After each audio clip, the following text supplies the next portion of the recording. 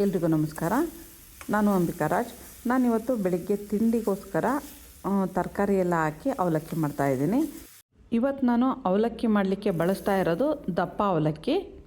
ನಾನು ಸುಮಾರು 150 ಗ್ರಾಮ್ನಷ್ಟು ಅವಲಕ್ಕಿ ತೊಗೊಂಡಿದ್ದೀನಿ. ಇದು 3 ಜನ ತಿನ್ನಲಿಕ್ಕೆ ಆಗುತ್ತೆ. ಒಂದು ಪಾತ್ರೆಗೆ ಅವಲಕ್ಕಿನ ಹಾಕಿ ನೀರು ಹಾಕ್ಕೊಂಡು ಚೆನ್ನಾಗಿ ತೊಳಿಬೇಕು. ಇದನ್ನು ತುಂಬ ಪ್ರೆಸ್ ಮಾಡಿ ತೊಳಿಬಾರ್ದು, ಅವಲಕ್ಕಿ ಎಲ್ಲ ಮುರಿದೋಗ್ಬಿಡುತ್ತೆ. ಮೃದುವಾಗಿ ಒಂದು 2-3 ಸಾರಿ ನೀರು ಬದಲಾಯಿಸಿ ತೊಳೆದು ಒಂದು 5ರಿಂದ 6 ನಿಮಿಷ ನೆನೆಯಲಿಕ್ಕೆ ಬಿಡಬೇಕು. ಈಗ ಅವಲಕ್ಕಿ ನೆಂದಿದೆ. ಒಂದು ಅವಲಕ್ಕಿ ತೊಗೊಂಡು ಸ್ವಲ್ಪ ಇಸಿಗೆ ನೋಡಿದ್ರೆ ಗೊತ್ತಾಗುತ್ತೆ. ತುಂಬ ಮೆತ್ತಗೆ ನೆನೆಯಬಾರ್ದು, ಒಳಗಡೆ ಸ್ವಲ್ಪ ಗಟ್ಟಿ ಇದ್ರೇನೂ ತೊಂದರೆ ಇಲ್ಲ, ಅಷ್ಟು ನೆನೆದರೆ ಸಾಕು. ತುಂಬ ನೆನೆದು ಬಿಟ್ಟರೆ ಅವಲಕ್ಕಿ ಮುದ್ದೆ ಮುದ್ದೆ ಆಗುತ್ತೆ. ಈಗ ಇದನ್ನು ನೀರನ್ನೆಲ್ಲ ಬಸಿತಾ ಇದ್ದೀನಿ. ಬಸ್ದು ಈ ಥರ ಒಂದು ಜಾಲರಿನಲ್ಲಿ ಸ್ವಲ್ಪ ಹೊತ್ತು ಬಿಟ್ಟರೆ ಇದರಲ್ಲಿರೋ ನೀರಿನಂಶ ಎಲ್ಲ ಕೆಳಗಡೆ ಇಳಿದೋಗುತ್ತೆ. ಅವಲಕ್ಕಿನ ಸರಿಯಾಗಿ ನೆನೆಯಲಿಲ್ಲ ಅಂದರೆ ಸ್ವಲ್ಪ ಗಟ್ಟಿ ಗಟ್ಟಿ ಇರುತ್ತೆ. ಆವಾಗ ಒಗ್ಗರಣೆ ಒಳಕ್ಕೆ ಸ್ವಲ್ಪ ನೀರು ಚಿಮುಕ್ಸ್ಬಿಟ್ಟು ಅವಲಕ್ಕಿ ಬೇಯಿಸ್ಬೇಕಾಗತ್ತೆ. ಹದವಾಗಿ ನೆನೆಸ್ಕೊಂಡ್ರೆ ಅವಲಕ್ಕಿ ಮಾಡಲಿಕ್ಕೆ ಈಸಿ ಆಗುತ್ತೆ.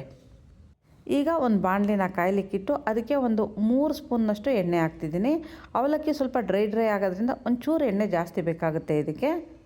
ನಾನು ಆಮೇಲೆ ಇದಕ್ಕೆ ತುಪ್ಪ ಹಾಕೋದ್ರಿಂದ ಇದರಲ್ಲಿ ಒಂದು 3 ಟೇಬಲ್ ಸ್ಪೂನ್ನಷ್ಟು ಎಣ್ಣೆ ಹಾಕಿದ್ದೀನಿ. ಸ್ವಲ್ಪ ಸಾಸಿವೆ ಜೀರಿಗೆ ಹಾಕಿ ಅದು ಸ್ವಲ್ಪ ಚಟಪಟ ಆದಮೇಲೆ ಒಂದು ಬಟ್ಲಷ್ಟು ಈರುಳ್ಳಿ ಹಾಕ್ತಾಯಿದ್ದೀನಿ. ಈರುಳ್ಳಿನ ಮೀಡಿಯಮ್ ಸೈಜ್ಗೆ ಕಟ್ ಮಾಡಿದ್ದೀನಿ. ಈರುಳ್ಳಿ ಸ್ವಲ್ಪ ಜಾಸ್ತಿ ಇದ್ದರೆ ಕೆಲವ್ರಿಗೆ ಇಷ್ಟ ಆಗುತ್ತೆ, ಹಾಗಾಗಿ ನಿಮಗೆ ಈರುಳ್ಳಿ ಇನ್ನೂ ಬೇಕು ಅಂದರೆ ಇನ್ನೂ ಸ್ವಲ್ಪ ಹಾಕ್ಕೋಬೋದು. ಖಾರಕ್ಕೆ ಬೇಕಾದಷ್ಟು ಸುಮಾರು ಒಂದು 4-5 ಹಸಿರು ಮೆಣಸಿನ್ಕಾಯಿನ ಕಟ್ ಮಾಡಿ ಹಾಕ್ತಿದ್ದೀನಿ. ನಾನು ಬಳಸಿರೋ ಹಸಿರು ಮೆಣಸಿನ್ಕಾಯಿ ಸ್ವಲ್ಪ ಖಾರ ಇದೆ. ಈಗ ಇದನ್ನೆಲ್ಲ 1-2 ನಿಮಿಷ ಹೀಗೆ ಒಗ್ಗರಣೆಯಲ್ಲಿ ಬಾಡಿಸ್ಬೇಕು. ತರಕಾರಿ ಏನು ಹಾಕ್ದಂಗೆ ಅವಲಕ್ಕಿ ಮಾಡಿದರೆ ಅದು ಸಿಂಪಲ್ಲಾಗಿ ಮಾಡ್ಬೋದು. ಈ ಥರ ತರಕಾರಿ ಎಲ್ಲ ಹಾಕಿ ಮಾಡಿದರೆ ತಿನ್ಲಿಕ್ಕೆ ತುಂಬ ರುಚಿಯಾಗಿರುತ್ತೆ. ನಾನು ಇದಕ್ಕೊಂದು 10-15 ಗೋಡಂಬಿನ ಕಟ್ ಮಾಡಿ ಹಾಕ್ತಾಯಿದ್ದೀನಿ. ಒಂದು 10 ಫ್ರೆಶ್ ಆಗಿರೋ ಕರಿಬೇವಿನ ಸೊಪ್ಪು. ಇದನ್ನೆಲ್ಲ ಹಾಕಿದ ಮೇಲೆ 1-2 ನಿಮಿಷ ಇದೇ ಥರ ಹುರಿತಾ ಇರಬೇಕು. ಸ್ವಲ್ಪ ಈರುಳ್ಳಿ ಮೆತ್ತಗಾದ್ಮೇಲೆ ಇದಕ್ಕೆ ಕಟ್ ಮಾಡ್ಕೊಂಡಿರೋ ತರಕಾರಿಗಳನ್ನ ಹಾಕಬೇಕು.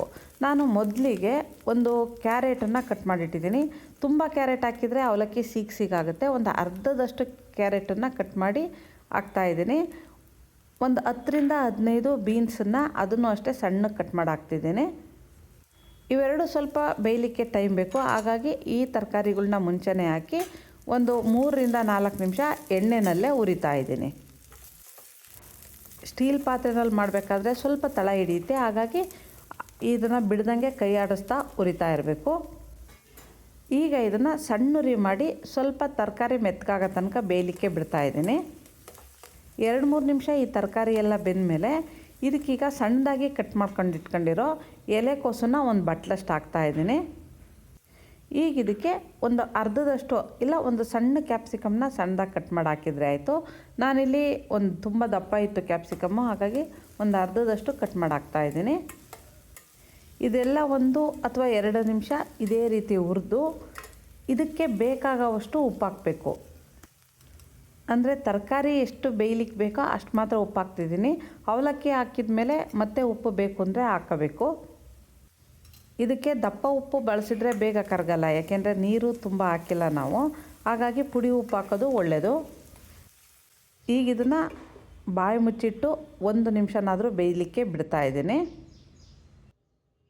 1-1.5 ನಿಮಿಷದ ನಂತರ ಇದು ಬಾಯಿ ತೆಗೆದು ಒಂದು ಸಾರಿ ಮಿಕ್ಸ್ ಮಾಡಿ, ಏನಾದರೂ ಇದು ಸ್ವಲ್ಪ ಎಣ್ಣೆ ಕಡಿಮೆ ಆಗಿದೆ ಅಂತ ಅನಿಸಿದ್ರೆ 1-2 ಸ್ಪೂನ್ನಷ್ಟು ನೀರನ್ನ ಚಿಮುಕ್ಸಿದ್ರೆ ತರಕಾರಿ ಬೇಗ ಬೇಯುತ್ತೆ. ನಮಗೆ ಸ್ವಲ್ಪ ತರಕಾರಿ ಗರಿಗರಿಯಾಗಿದ್ದರೆ ಸಾಕು ಅಂದರೆ ಇಷ್ಟೇ ಸಾಕು. ನೀರು ಹಾಕಿದರೆ ಸ್ವಲ್ಪ ಮೆತ್ತಗೆ ಬೇಯುತ್ತೆ ಅಷ್ಟೇ.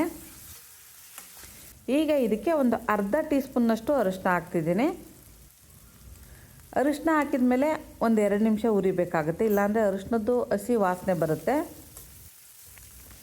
ಈಗ ಇದಕ್ಕೆ ಒಂದು 2 ಟೇಬಲ್ ಸ್ಪೂನ್ನಷ್ಟು ತುಪ್ಪ ಹಾಕ್ತಿದ್ದೀನಿ. ತುಪ್ಪ ಬೇಕಿದ್ದರೆ ಅಂದರೆ ಇಷ್ಟ ಇದ್ದರೆ ಹಾಕ್ಕೋಬೋದು, ಇಲ್ಲ ಅಂದರೆ ನೀವು ಎಣ್ಣೆ ಹಾಕಬೇಕಾದ್ರೇ ಸ್ವಲ್ಪ ಎಣ್ಣೆ ಜಾಸ್ತಿ ಹಾಕಿದ್ರೆ ಆಯಿತು. ನಾನು ಎಣ್ಣೆನ ಕಡಿಮೆ ಬಳಸಿರೋದ್ರಿಂದ ತುಪ್ಪ ಹಾಕ್ತಿದ್ದೀನಿ. ತುಪ್ಪ ಹಾಕಿದರೆ ಅವಲಕ್ಕಿ ಫ್ಲೇವರು ಮತ್ತು ಟೇಸ್ಟು ಚೆನ್ನಾಗಿ ಬರುತ್ತೆ, ಹಾಗಾಗಿ ನಾನು ಮಧ್ಯದಲ್ಲಿ ಸ್ವಲ್ಪ ತುಪ್ಪ ಹಾಕಿ ಮಿಕ್ಸ್ ಮಾಡ್ತಾಯಿದ್ದೀನಿ. ಒಗ್ಗರಣೆ ಹದವಾಗಿ ಬೆಂದಿದೆ. ಅವಲಕ್ಕಿನಲ್ಲಿ ನೀರೆಲ್ಲ ಚೆನ್ನಾಗಿ ಬಸ್ತಿದೆ.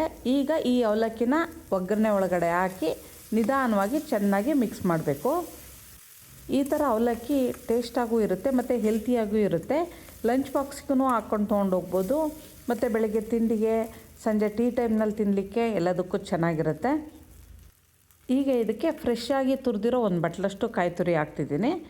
ಸ್ವಲ್ಪ ಫ್ರೆಶ್ ಆಗಿರೋ ಕೊತ್ತಂಬರಿ ಸೊಪ್ಪನ್ನ ಸಣ್ಣದಾಗಿ ಕಟ್ ಮಾಡಿ ಹಾಕಿ ಚೆನ್ನಾಗಿ ಮಿಕ್ಸ್ ಮಾಡ್ತಾಯಿದ್ದೀನಿ.